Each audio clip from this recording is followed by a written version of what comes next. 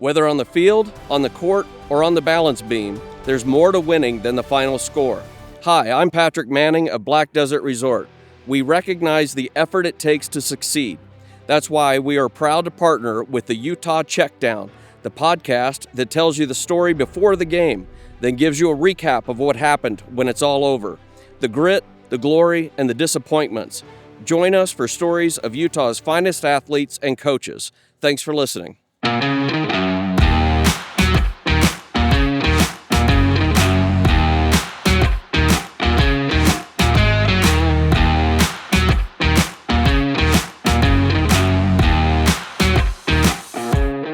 You're listening to the Utah Checkdown Podcast. And now your host, Josh Furlong.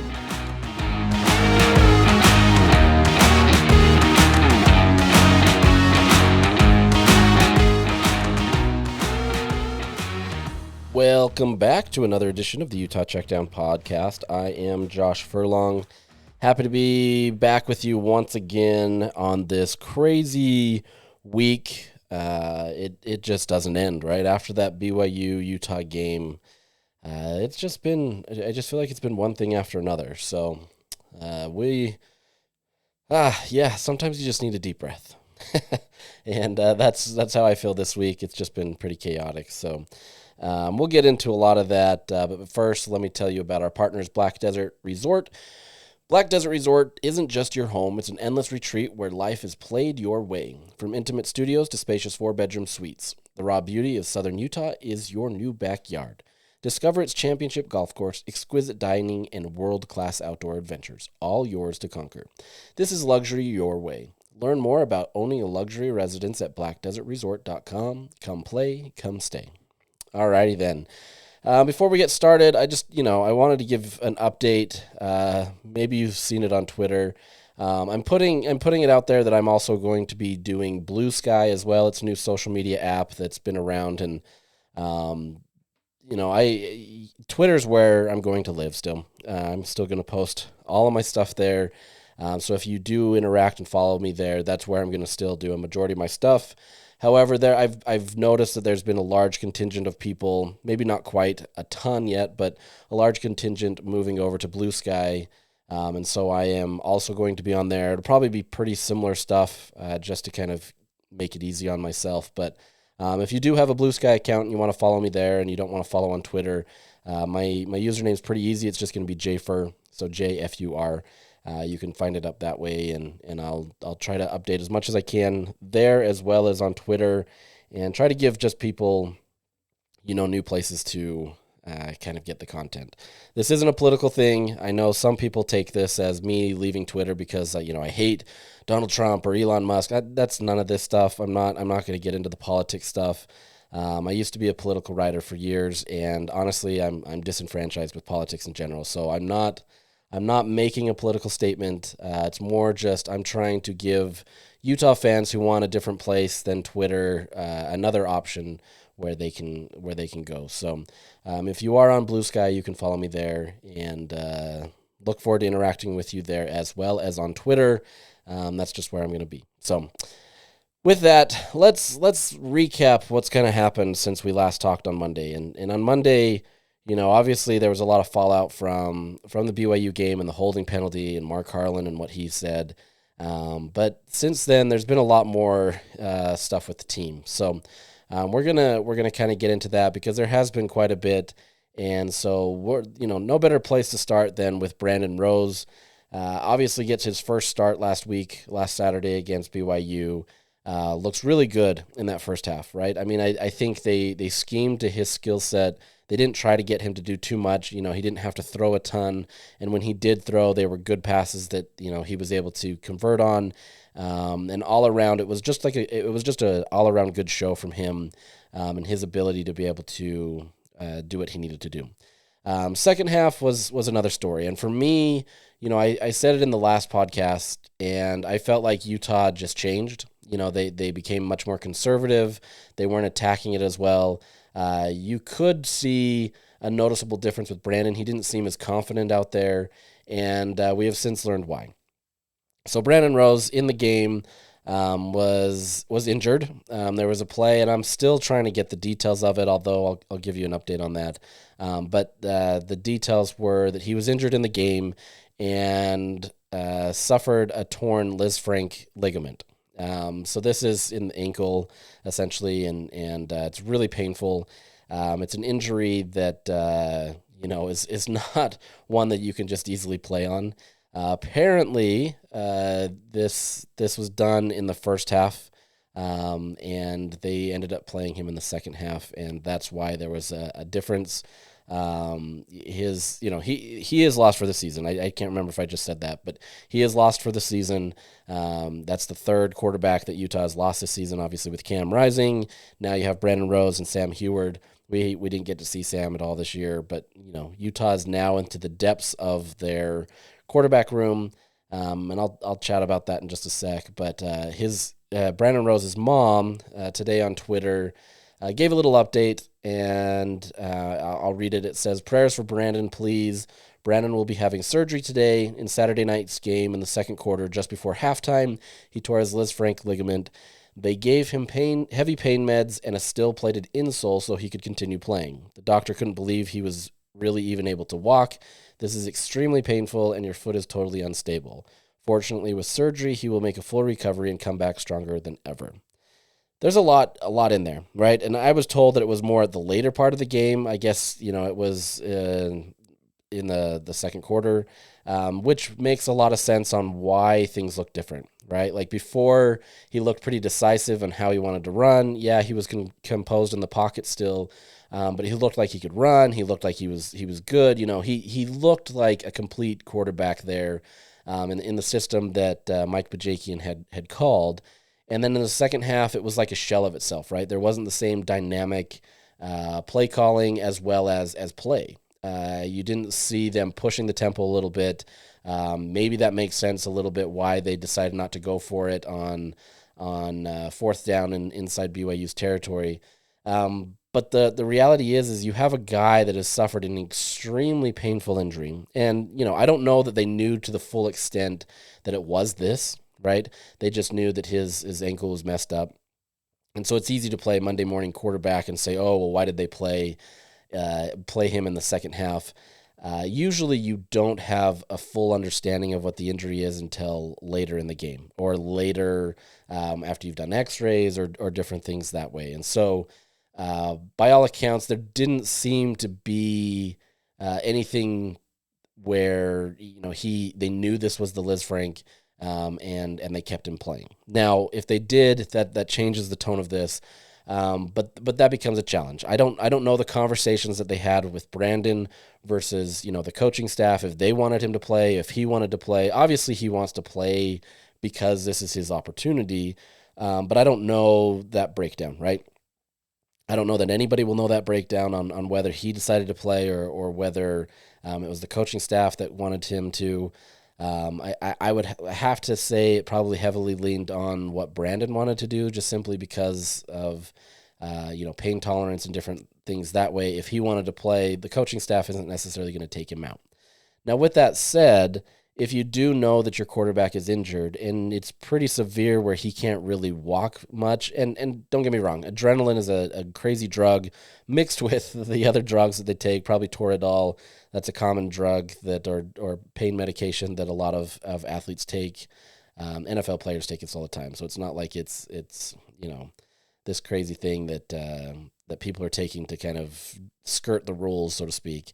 But this is one of those things where adrenaline can kick in. You're ready to go, where you kind of play through some pain that you normally wouldn't be able to function with.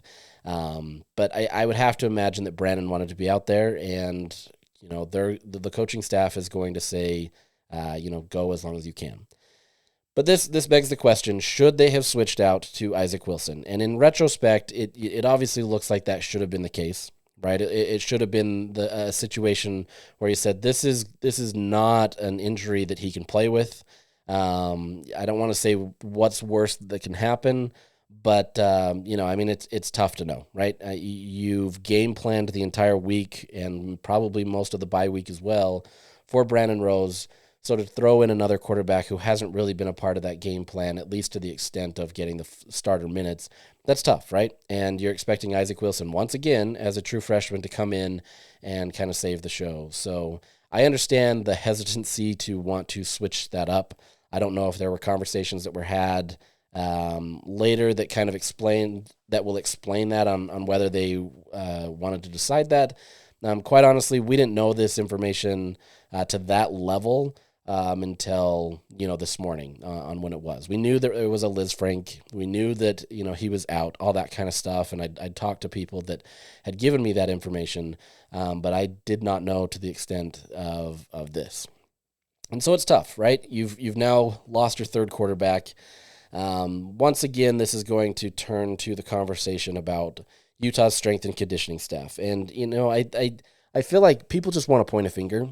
They want answers for something when in reality, football is a dangerous sport, right? It's not something that you generally skate by without getting injuries. Whether, they're severe or minor, that's one thing. But there's going to be injuries. And what happened last year, according to Kyle Whittingham, is a lot of this was soft tissue injuries. So things like a pulled hamstring or different things that way where you can generally control that as a team, right? Like you can try to do things to limit the impact on certain muscles or how you're approaching things. And they retooled that this offseason. They really went into the offseason looking at, okay, what can we do to better help with those soft tissue injuries? These injuries aren't something you can prepare for, right? Like you can't prepare for Cam Rising getting thrown into a Gatorade cooler and injuring his hand, and then later injuring his leg. Like you just can't do that. This wasn't a hamstring injury. This wasn't something that was just, preventable. These are things that are really tough. Now with Brandon Rose, you've got a Liz Frank, injury. Like that timeline.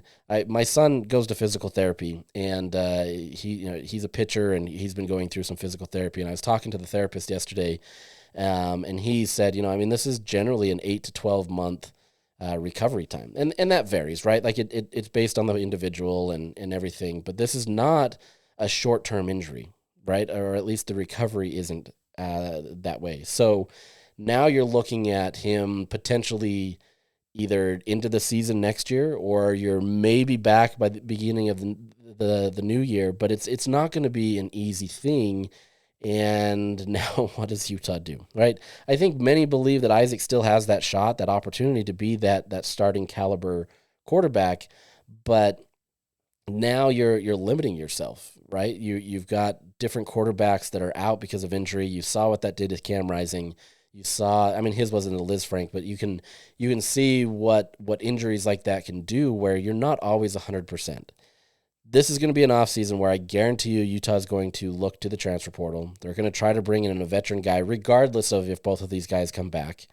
You've got to be able to try to find somebody and get in there. At the very least, you're doing that to push your other quarterbacks. Not that, you don't have faith or trust in them that they can do it, but you've got to push them, and you've got to be able to try to get better. And that's, that's the nature of college football. That's the nature of the sport. You want to be able to make sure you're in a good spot, because you can't continue to have these situations where you're 3-4 deep on your quarterback and expect to compete. Utah was, 1 deep into its quarterback spot when Cam got hurt, and you're turning it all over to a true freshman. You can debate the merits of that, whether they should have done that, whether they should have given it to Rose to begin with and let Isaac redshirt and all that kind of stuff. There's no real benefit of that at this point. The reality is you have to manage this QB room properly, or you're going to find yourself continually in this spot. This is a team that, if they could have good quarterback play this year, or at least play in the sense where they have a better system than just putting all your eggs in the Cam Rising basket, this is a team that is in a completely different spot. The defense has done absolutely everything it needs to be able to win these games, and Utah, even with a moderate offense, is going to win a majority of these games. They're going to be close probably if you're not able to get a ton of points. But if Utah scores, on average 24 points a game, they're almost undefeated this whole season.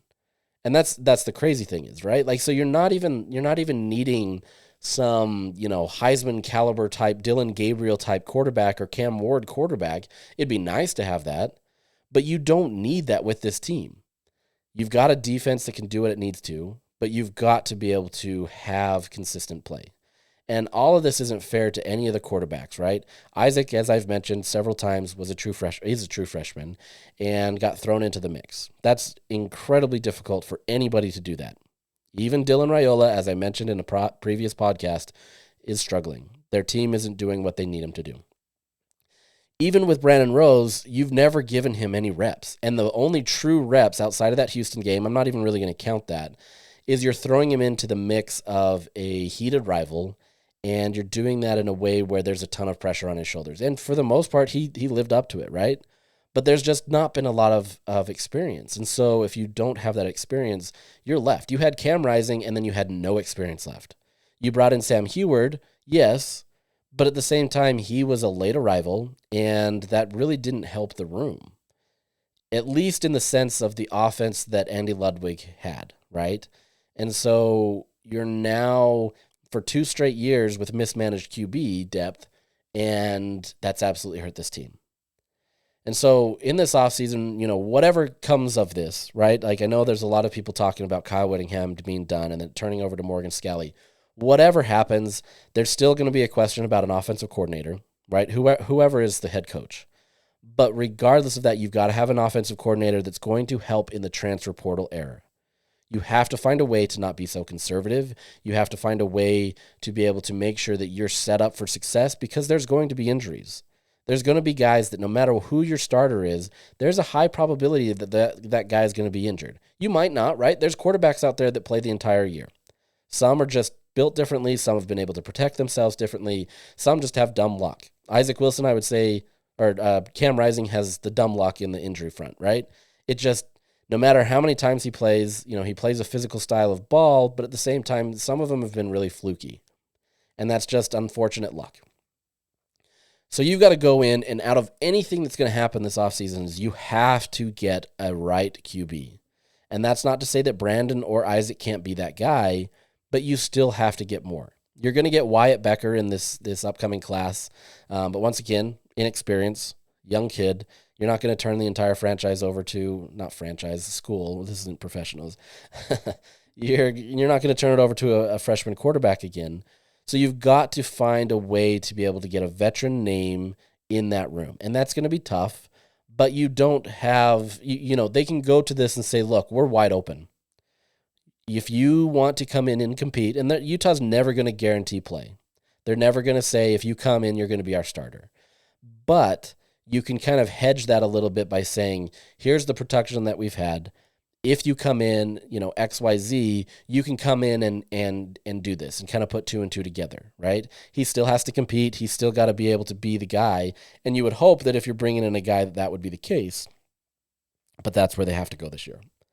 And so, in a year where you're likely going to see a ton of turnover in the transfer portal, I think this year more than probably most, just based on how things have gone, the number one priority outside of maintaining an offensive line, if Utah can maintain its offensive line and keep that intact and try to keep those guys intact, the next priority obviously has to be quarterback.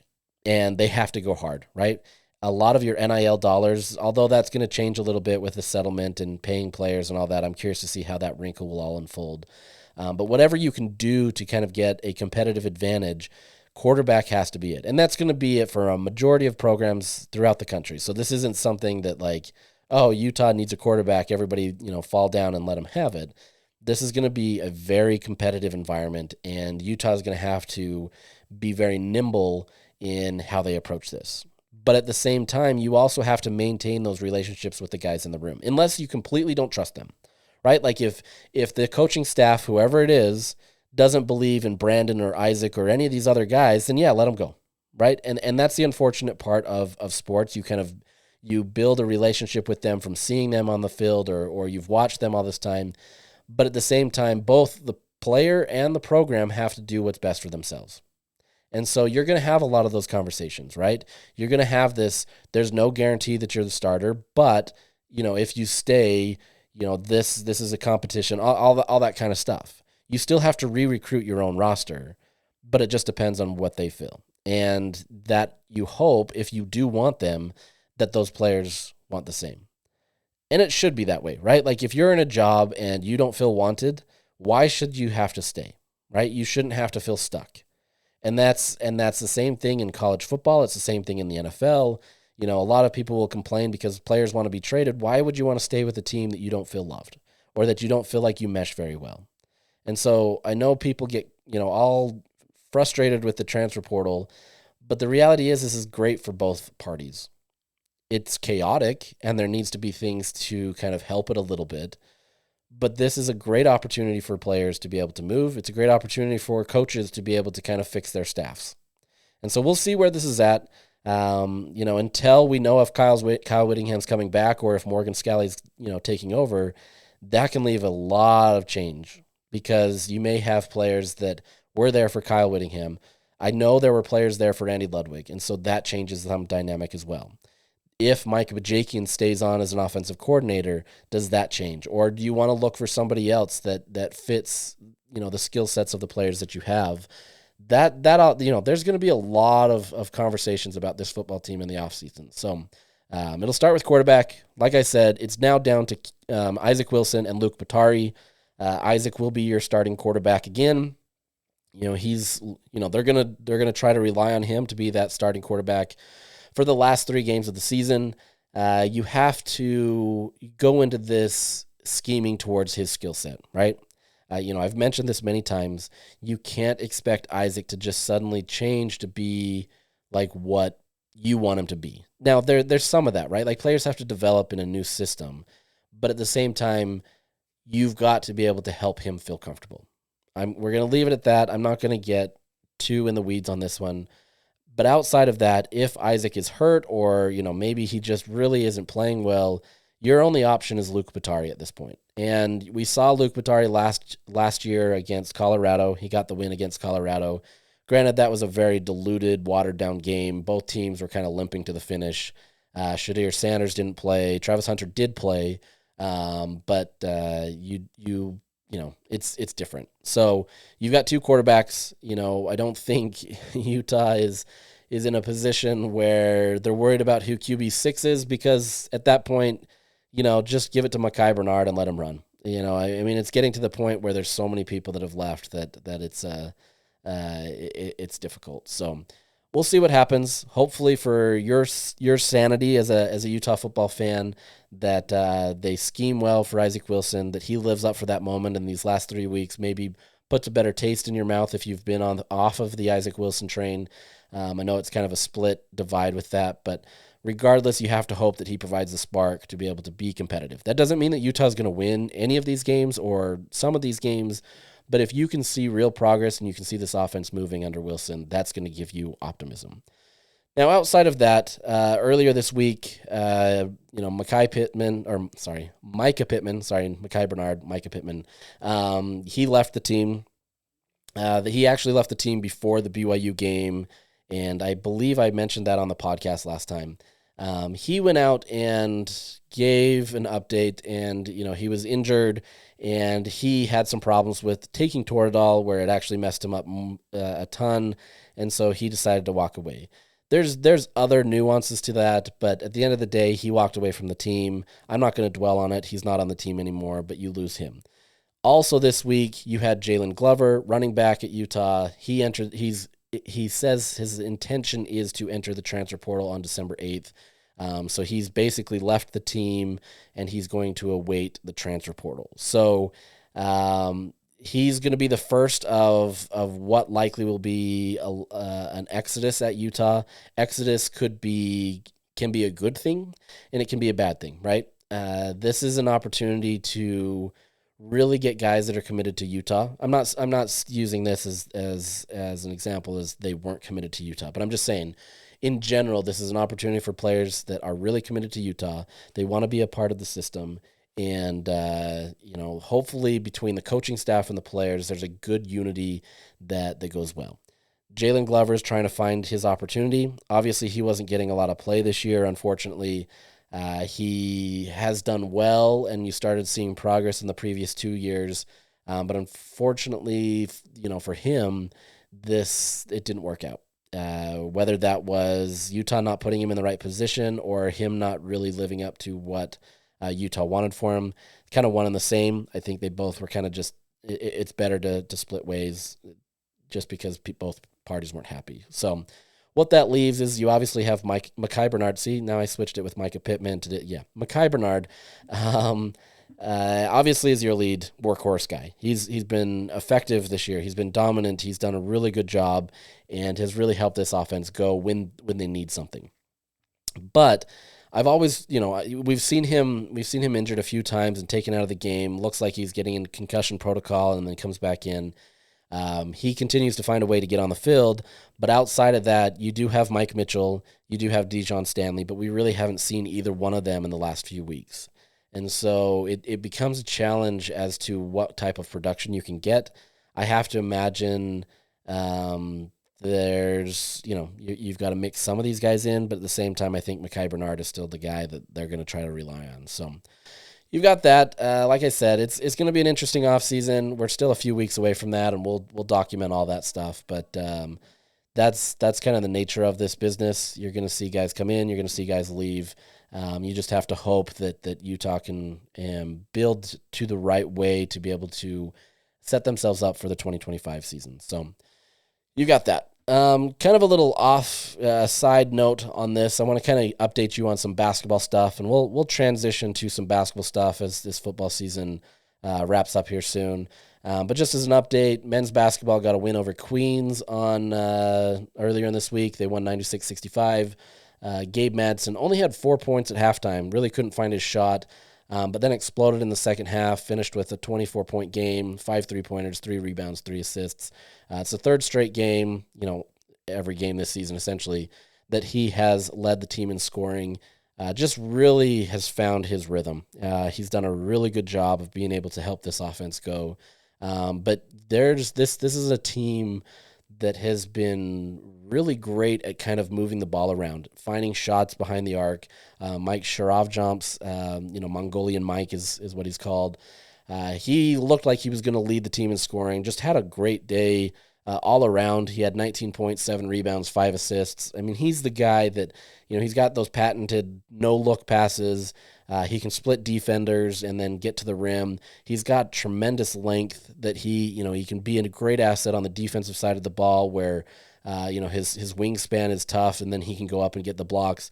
This is a guy that is a phenomenal athlete, and I'm really excited to kind of see how he progresses. You have Ezra Asar, who has done really well on the post. He got a little bit of some butterfingers on, what was the game? Monday, Tuesday? I can't even remember at this point. It's been a long week. He had some butterfingers a little bit, couldn't kind of contain the ball and kind of had to re-dribble a ton. But he's going to be a force in the post, and I think his game will absolutely grow when Lawson Lovering comes back and the two of them can kind of tag team that. Jake Walleen really taking a step up this year. This is his sophomore year and coming in and really just kind of showcasing his talent. And it's only going to grow. He's still young in the system, and so it's going to be fun to kind of see his development. But this is a team that, they consider themselves positionless outside of their bigs, like a Lawson Lovering or a Zach Keller who has been injured. This is a team that can kind of play 1 through 5 for all of their guys, and that becomes a very beneficial thing for this team. They can all shoot, so you can get a lot of 3-point shooting. They move the ball a ton. It's a free-flowing offense. There's not a lot of straight sets like there was last year where they had to kind of manufacture some stuff.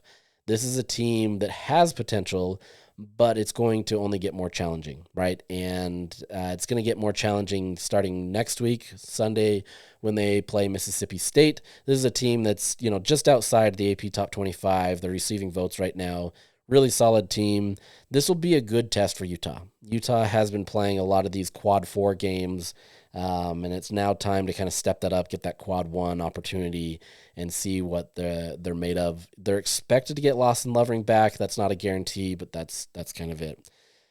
Outside of that, you also have women's basketball. They play tonight. If you're listening to this on Thursday against Northwestern, that'll be another great test for them as well. They've had 2 games to start the season and then kind of took a really long extended break before they get this Northwestern game. But this is a team very similar. A lot of shooters, a lot of ball movement, great post play by Maya Torre. She's been fun to watch, and I'm really curious to see how she develops. But 2 basketball teams that are exciting to watch right now. And I think, as you're kind of frustrated with football season, maybe you can turn over to basketball. I know this is the time of the year where people are still focused on football, and you really don't pay attention until after the new year. But if this is something that you want to watch, get them well. The wins are probably more guaranteed because you're playing a little bit. You are playing lesser opponents in terms of what they're able to do. That Big 12 slate is going to be a monster.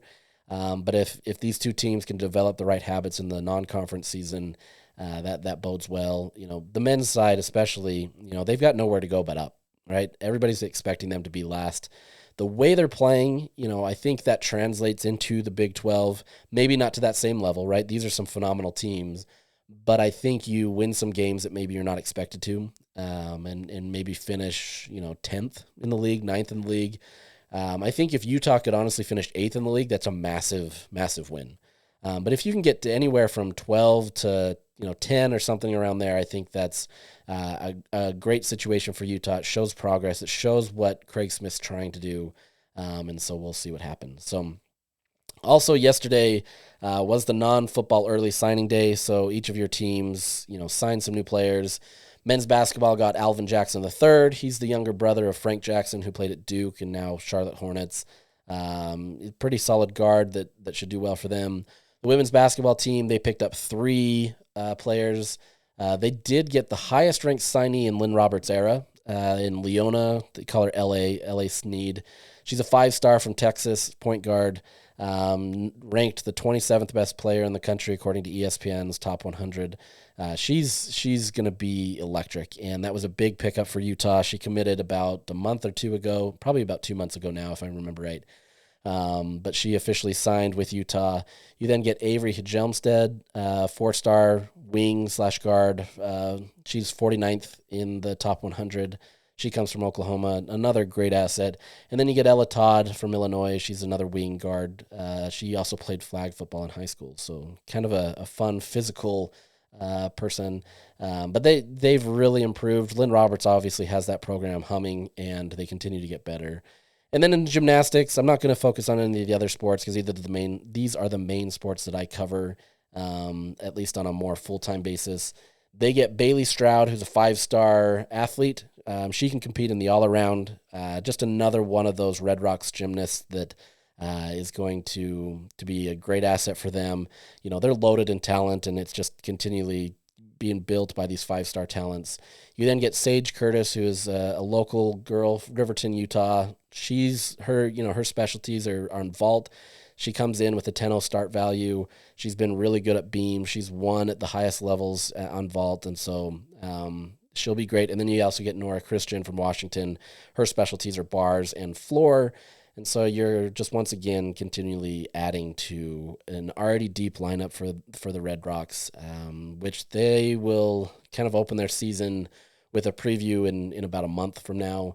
And then you get the season in earnest starting in January. So that should be fun. I think that's another great team to watch, and they're going to do some dynamic things.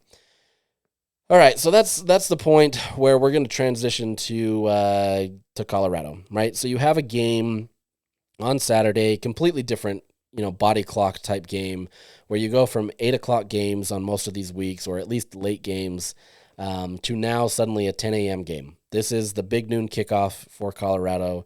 It feels like they're kind of permanently placed there at sometimes with Deion Sanders and everything. The hype in terms of kind of like the public sentiment hasn't been as big as last year in terms of just everybody talking about Deion Sanders and Shadir Sanders and Travis Hunter. But that's not to say that this isn't, still humming along at a high level with the interest and everything. This is a Colorado team that comes into the game at 7-2.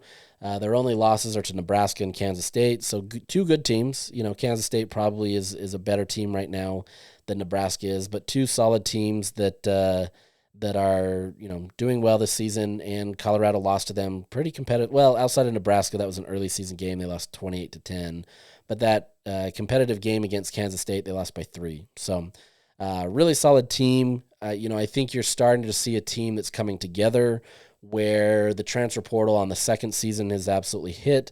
They've tried to be more physical in the trenches. The offensive line still isn't exactly where it needs to be. Shadir Sanders is still running for his life on many opportunities. But all in all, this is a team that did improve in terms of physicality, in terms of talent. There's no shortage of talent on this roster, and so it's going to be an interesting matchup in Boulder. Utah's riding a 7-game win streak against the Buffaloes, and then they're also 11-2 since joining the Pac-12. So it's been heavy-handed for Utah in this series. Utah obviously is coming into this game as the lesser opponent, being 4-5. I believe that they are a 7 or 9 point underdog in this game. So the advantage is clearly in Colorado's favor, and they're playing like that. And so this becomes a tall task for Utah, not only because of who the opponent is, and we'll get into that, but this is now coming off of a very emotional loss where you worry that BYU beats Utah twice, right? Where you come out of that game so down and so frustrated that you go into this Colorado game and you're not as sound and you're not as crisp and you're not really as motivated to be able to play as you were against that BYU team. So curious to see the mentality of this team and how they approach it. I think at practice, they were definitely down, but you got a sense that they wanted to shake that off. But that's an all week thing, right? I mean, I talked to Keanu Tanavasa on Tuesday, and he said he keeps reminding the players that this isn't November 9th anymore. This is going to be November 13th or 16th. Sorry, excuse me. That you're going to be able to play these, you're playing Colorado now. You're not playing BYU anymore. And they've got to continually remind themselves of this. Shake that loss away. It sucked, but living in the past isn't going to do anything. And that's what he's been trying to preach to the team, trying to really help them understand and get ready for this game. At the end of the day, though, this is going to be a tough test. It's not easy. And so, you do what you can to be able to get this 10 a.m. game, though. You'll know pretty early how this is going to go on main Fox. So let's look at some of the stats to consider. Offensively, this has been a really solid team. Scoring offense, they're 35th in the country. They score about 32.4 points per game. And they're all passing, right? This is all pass heavy. They're 8th in the country, averaging 320 yards per game. Rushing, they're only averaging 78.3 yards per game. They're one of dead last teams, right? They're not really focusing in on that. That doesn't mean that their running backs or their run game can't be effective. And I would assume to some extent that based on how Utah has kind of defended against the run a little bit, maybe you test that out. But I think they believe that they have enough talent on the outside that they can just throw it. And it doesn't really matter what Utah has on defense. They feel like they have the confidence to do it. So this becomes a big test for somebody like a Zemiah Vaughn, a Cameron Calhoun, Smith Snowden, any of these other guys that are in that secondary to really just go up against a heavy passing attack. This is much more similar to what Utah experienced on a week-in, week-out basis last year, where you were going up against quarterbacks that were just continually throwing at you. That hasn't been really the case this year, and so it's a bit of a mindset shift, but I think this also has the potential to play into some of Utah's strengths, depending on how they play it, right? If Utah goes into that soft zone, I think Shadir Sanders can absolutely beat you. If they continue to go man-to-man, I think that gives Utah's a much better shot. However, you do have probably arguably one of the best college football players on the other side, right, in Travis Hunter. And he's able to collect balls in ways that it's you just don't see a ton from a football player. So curious to see that dynamic. This is a team though that takes a lot of sacks. They've taken 29 sacks this year. They're taking about 3 a game on average. And so there's opportunities here for the defense to really kind of get in there and mix it up and try to create some havoc plays. And if this team is anywhere near what it was last week, that's a huge advantage to Utah. They can live in that backfield and really make Shadir Sanders' life hell. If they can get that going, I think that benefits them. You've got to get Shadir, moving. You've got to get him frustrated. But with that said, he's not as bad in those situations because he's been doing that all year long for the last few years. And so he understands pressure. He gets the ball out quickly. He's able to do what he needs to. So you have to contain. This is the game where Shadir, although he doesn't look to run a ton, he'll do it. But this isn't a game where he's gonna try to run off and do everything. But you still have to contain him, right? This is gonna be a tall challenge that way. So you got that. Third downs, they convert. They're the 53rd best team. They convert 42.5%. They're decent. Nothing great, nothing bad. Fourth downs though, they're terrible in terms of the rest of the teams in the country. They're 121st.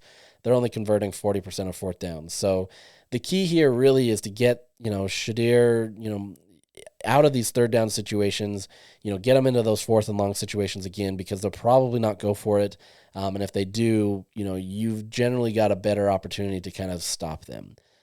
So really that third down becomes pivotal in this game. And that's pivotal in every game, right? So I don't want to sit here and say that it's different, but it becomes a challenge. Red zone conversion, they do okay, 52nd. This is not as good as some teams that Utah's played, but they still convert, right? 86.5% in the red zone, 65% coming as touchdowns. The other 20-ish 2% is field goals. And so there's opportunities here. Like this Colorado team has done really well, but they're not unbeatable in that regard, right? Like Utah's defense, as long as they continue to play sound football, assignment football, there's opportunities here to stop this offense, just like they have with every other team this year. So it really comes down to Utah's offense. And so looking at Colorado's defense, kind of a similar story in a lot of respects. Scoring defense, they're 51st in the country. They allow 22.6 points. Run defense, that's their worst situation, and so you're going to probably see a heavy dose of Micah Bernard. You would have to hope that it's Mike Mitchell or Dijon Stanley or somebody else. You don't have Brant Keithy anymore, so you can't really utilize him in the Wildcat or try to use him in motion. But there's other players that you can do this to, right? Like these were just the guys that Utah was going to the most. And so we'll see how Bajakian schemes this up and what he does there. Passing defense, they're 64th. So there's opportunities there. They do play more of a man-type coverage. And so there are challenges there in what Isaac is able to do. It's not against the zone, and he can just kind of pick his spots.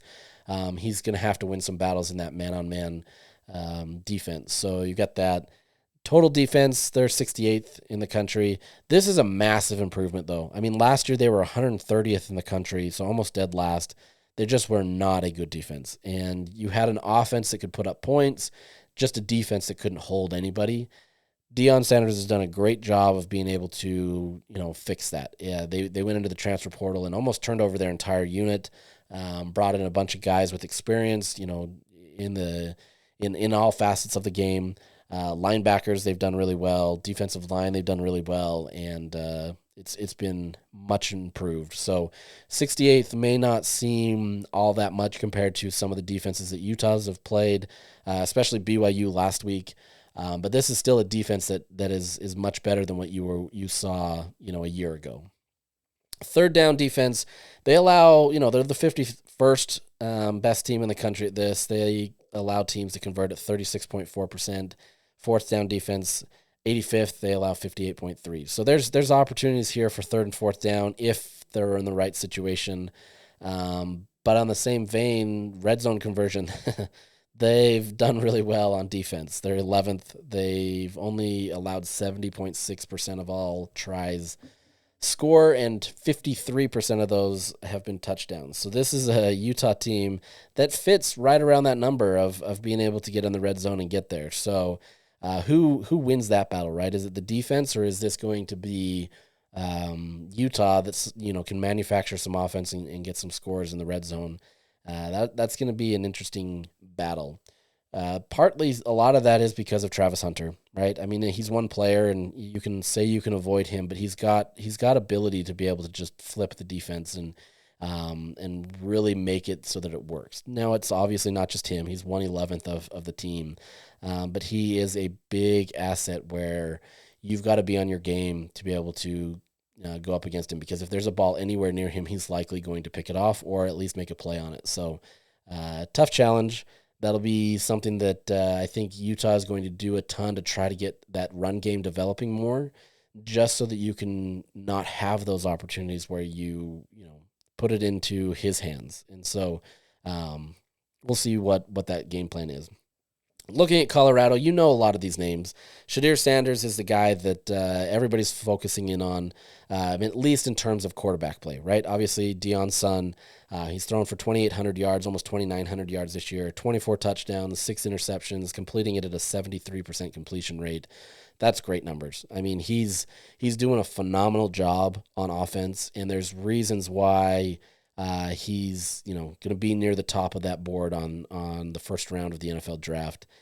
He leads the team in PFF at a 90.3 grade on offense. There's things about him that you can work with, right? Like, he holds onto the ball too long. He's always under duress, especially if you can put him under pressure. But you have to be assignment sound with him, because he will pick you apart. And Utah didn't have to play him last year because he was injured or they were holding him out. But this is going to be a challenge that they have to go against. They've gone against, I don't want to say they've gone against tougher, but you've gone against guys that have been in a similar spot, when Caleb Williams or Michael Penix Jr., and Utah's been able to do it. So it's just staying assignment sound. It's not letting him beat you, or at least not letting him beat you with big gashes, right? Trying to let everything kind of fall in the middle a little bit, and kind of behind the sticks, or in front of the sticks, try to get things that way.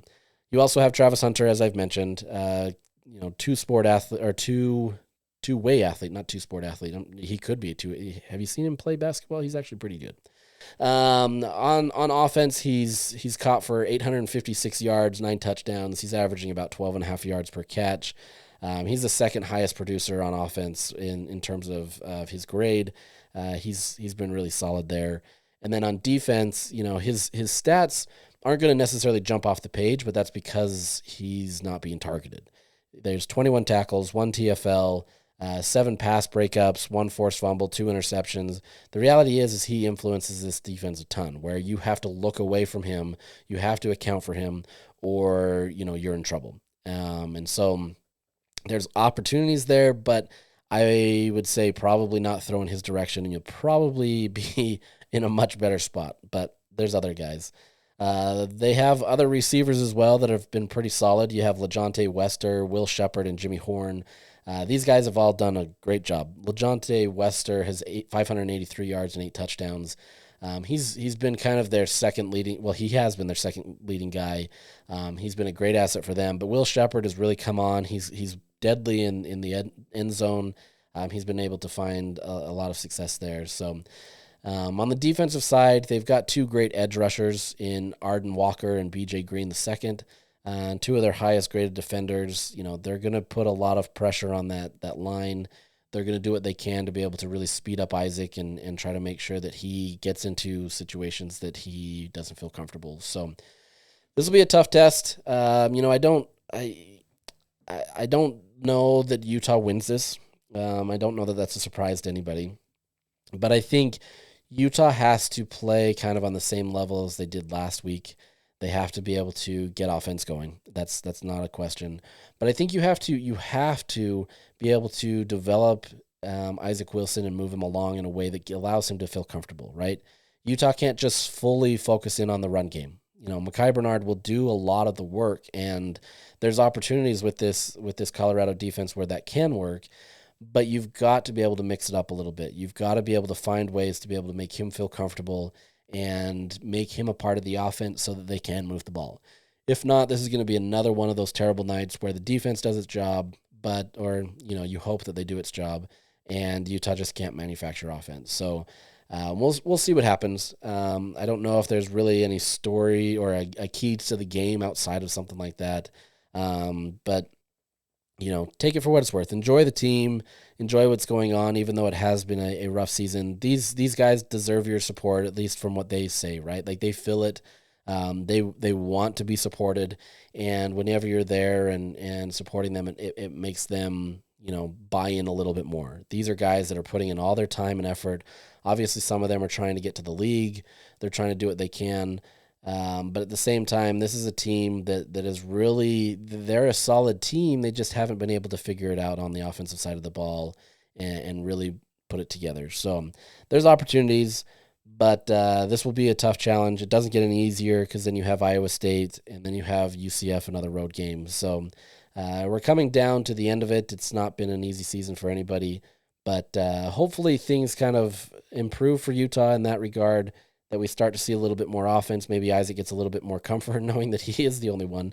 Not that he didn't think that he was the guy, but, that he can make the right moves and that it fits well and that Utah can kind of improve. So we'll call that a day, and we'll come back again on Monday and see how this went. So I appreciate you guys all for listening. It means a lot to me to know that the support's here and that you're interested in it.